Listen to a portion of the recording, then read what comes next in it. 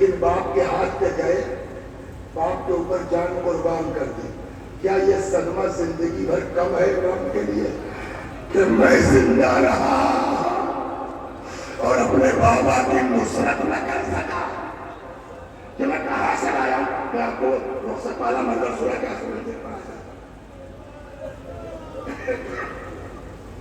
شاید یہ غلط تھا کہ ساری زندگی امام سلام اللہ علیہ روتے رہے. روایت کہتی جناب زینب نے کہا کہ امام حسین نے، بہن میں اپنے بیٹے سے رخصت ہونا چاہتا ہوں. آگے آگے جناب زینب ہے، پیچھے پیچھے امام حسین آئے اس خیمے میں جو مخصوص تھا امام سجاد سے.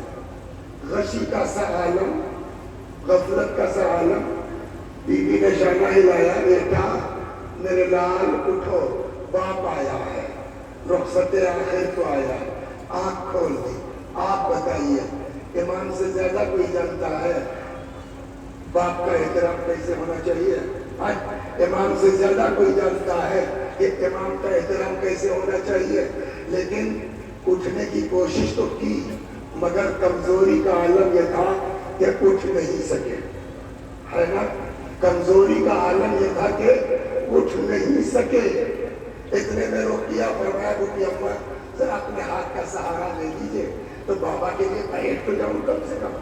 جناب زینب کے ہاتھوں کے سہارے بیٹھے، غور سے باپ کو دیکھا. کیا ہوا بابا؟ جنگ. ایک ایک کو پوچھنا شروع کیا. حضرت کا جواب ہے مارے گئے. ماں میں پڑھا نہیں ہے کہیں، لیکن ایسا لگتا ہے جیسے امام حسین کو اپنے بیمار بیٹے پہ ترس آ گیا. یہ کب تک پوچھتے رہیں گے اور میں کب تک بتاتا رہوں گا مارے گئے؟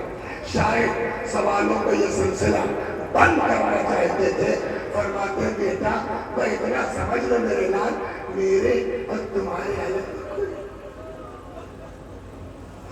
میرے اور تمہارے علاوہ کوئی نہیں. وہ امام جو اٹھ کے بیٹھ نہیں سکتے تھے. رخ کیا جناب زینب کی طرف.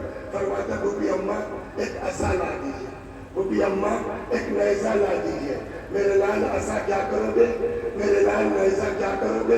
فرمایا بھوپی اماں دیکھ نہیں، میرا باپ اکیلا ہے. بھوپی اماں میرا باپ اکیلا، عصا پہ تکیہ کروں گا، نیزے سے بابا کی طرف سے دفاع کروں گا. طلب گئے ماں، بیٹا تمہیں میرے حق کی قسم ہے بیٹھ جاؤ. تمہیں کوفے جانا ہے، تمہیں شام جانا ہے، موجود رہے. مگر باپ کی نصرت یہ زندگی بھر طلب ہوگا کہ نہیں ہوگا؟ اور نقاہت کا تو عالم اس حد تک تھا. سناؤ بس آخری اور آ رہا ہے نا. عالم یہ تھا کہ جب شام غریبہ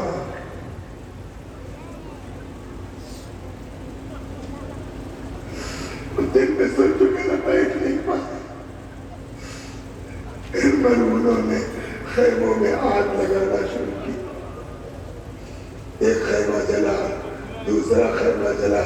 بیویاں ایک خیمے سے دوسرے خیمے میں، دوسرے سے تھی. اس لیے یہ لوگ چل سکتی تھی، وہ امام جب چل نہیں سکتا ہے وہ کہا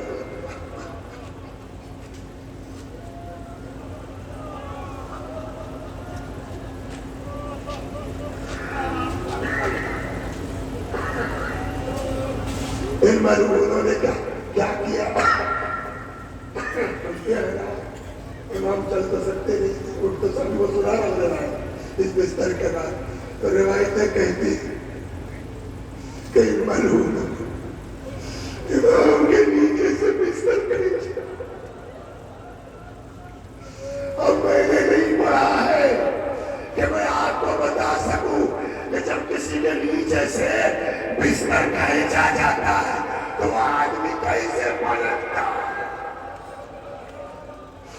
ایک سیکنڈ آخری بات میں آپ اس کے باوجود بستر تک کھینچ لیا گیا، پھر بھی امام چلتے خیمے سے نکل نہیں پائے.